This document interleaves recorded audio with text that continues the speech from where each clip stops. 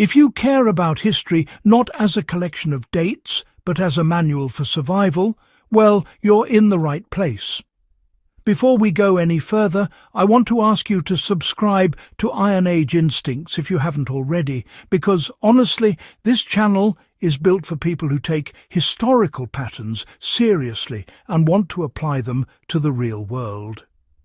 What we're discussing today isn't abstract theory. It's in fact one of the most practical questions history can answer.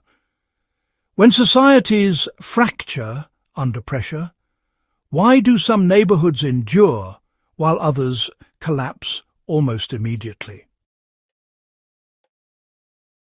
History is ruthless in this regard. War, famine, plague, economic breakdown, and state failure never affect everyone evenly.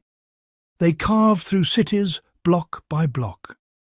One street descends into chaos, while another, just a few hundred meters away, holds together for years. This isn't luck. It's structure, behavior, and preparation, whether deliberate or accidental.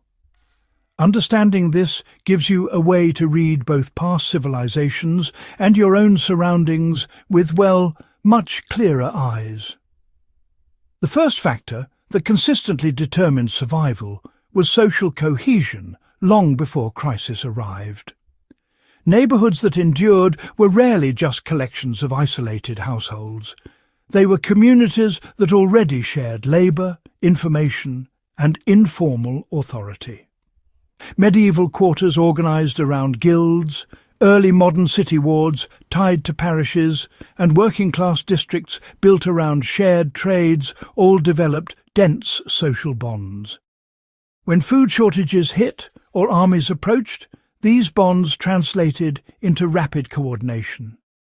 People knew who could bake, who could guard, who could negotiate. In contrast, areas with high transience or social fragmentation had no trust reservoir to draw from. Practically, this means that survival starts years before any crisis. If you don't know who lives next to you, you're already behind. Historically, the most resilient districts were those where mutual obligation was normal, not exceptional. The second decisive element was access to resources that could not be easily cut off. Surviving neighborhoods were often close to water sources, markets, workshops, or productive land. During sieges, districts near wells or rivers outlasted others even when the rest of the city starved. In industrial collapses, areas with mixed-use buildings, including small workshops and storage spaces, adapted faster than purely residential zones. This matters today because, honestly, resilience still favours redundancy. A neighbourhood with multiple food sources, repair skills and energy options is structurally stronger than one dependent on long supply chains. Historically, people survived because they could produce, store, or trade essentials locally when centralized systems failed. Geography also played a role that historians sometimes understate. Neighborhoods on defensible terrain, elevated ground, narrow approaches, or behind natural barriers fared better during unrest. In ancient cities, higher districts avoided flooding and disease. In early modern Europe, areas with fewer entry points were easier to guard during riots or military occupations. Even during 20th century urban warfare, blocks with controlled access points survived longer because residents could regulate movement. The practical lesson is simple and honestly a bit uncomfortable. Location matters more than aesthetics. When evaluating where people endured historically, defensibility consistently outweighed comfort. Another overlooked factor was leadership that emerged organically rather than being imposed. The neighborhoods that survived did not wait for distant authorities. They had respected figures who could coordinate action, enforce norms, and mediate disputes. These were not always official leaders. They were shop owners, craftsmen, veterans, elders or clergy who already held social legitimacy. During plagues, these figures organised quarantines and care. During shortages, they managed rationing and protected stores. Neighbourhoods without such leadership often descended into internal conflict faster than they faced external threats. The practical takeaway is that leadership doesn't appear during crisis. It is recognised long before. If no one in your community is trusted to make hard decisions, collapse accelerates. Economic structure also mattered more than wealth itself. Surprisingly, some poorer neighbourhoods survived better than affluent ones. This was because survival favoured adaptability, not excess. Districts with diverse skills and small-scale economies adjusted faster than areas dependent on elite consumption or single industries.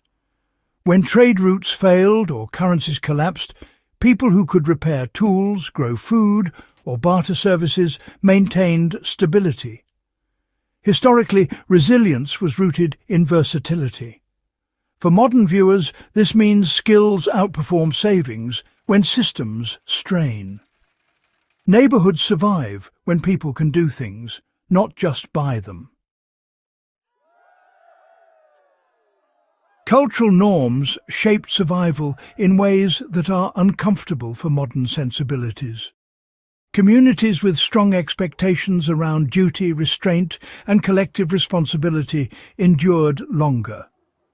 During rationing periods, neighbourhoods that accepted limits and enforced them socially avoided internal breakdown. In contrast, areas where individual consumption was prioritised experienced hoarding, violence, and rapid trust erosion. This isn't moralising, it's observational history. Survival favoured cultures that could suppress short-term desire in favour of long-term continuity. Applying this today means recognising that norms are infrastructure.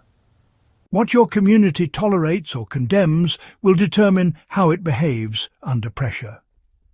External perception also played a role. Neighbourhoods that presented themselves as orderly, useful, or strategically valuable were often treated better by occupying forces or governing authorities. History shows repeated examples of districts spared destruction because they were productive, disciplined, or politically aligned. Others were abandoned or punished. This teaches a cold but vital lesson. Survival is partly about how power perceives you. Being invisible, useful, or indispensable has historically saved lives. When you pull these threads together, a clear pattern emerges. Neighbourhoods that survived were not necessarily stronger or wealthier. They were integrated, adaptable, defensible, and disciplined.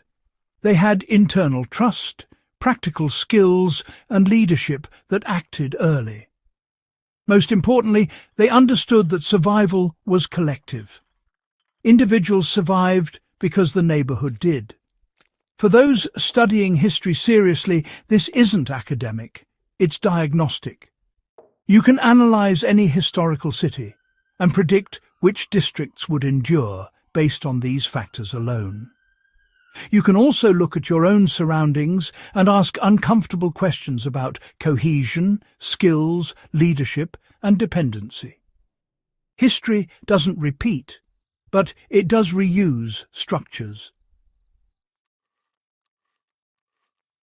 If this kind of analysis is valuable to you, subscribe to Iron Age Instincts and share this with someone who studies history beyond the surface.